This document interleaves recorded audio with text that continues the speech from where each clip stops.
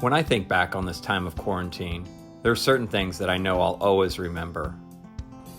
I'll remember how it began with our spring break trip to Garner State Park.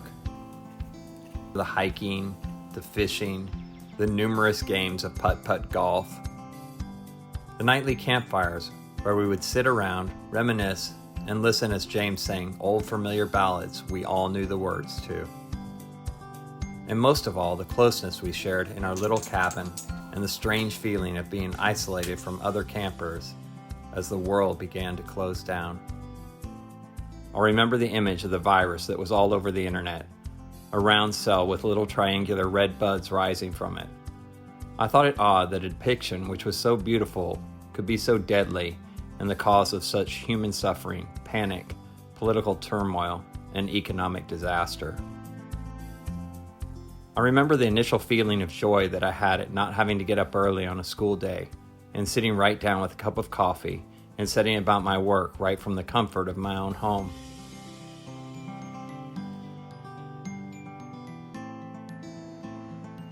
I'll remember the precautions I took every time I went to the store. The face masks covered by our makeshift covers, particularly the one with the rubber bands that would snap and took me forever to put on. Horrible latex gloves that seemed to be 2 sizes too small. The only consolation I had was that I didn't have to look at myself, and maybe, just maybe, others wouldn't recognize me.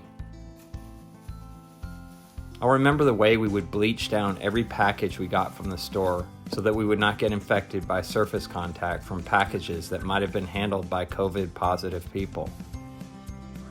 I'll remember the driveway movies that my neighbor would play on the cool spring nights.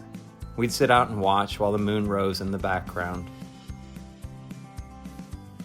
I'll remember the daily bike rides I took around the block, how I would work hard to keep up a pace that would give me the aerobic exercise I needed. I rode in the middle of the day to avoid the cars, the joggers, the strollers, and the kids out playing in the street during the cooler hours.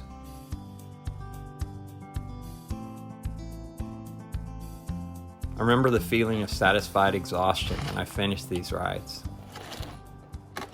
I always looked forward to that first cold drink when I returned. I'll think back on all the times I took my daughter out driving on freeways during rush hour when there was no traffic, as she learned how to handle the large used truck that we had bought for her. I will, of course, never forget the strange feeling of teaching a class through the lens of my computer, not knowing quite who was there on the other side or what they were doing. I'll remember the joy that I felt at being able to spend time with my mom. She had been isolated in her little apartment at her retirement home for an entire month. My sister brought her over after a doctor's appointment. We had a big meal in my backyard and spent the afternoon playing cards, gin rummy, her favorite game, and catching up on a gorgeous spring day.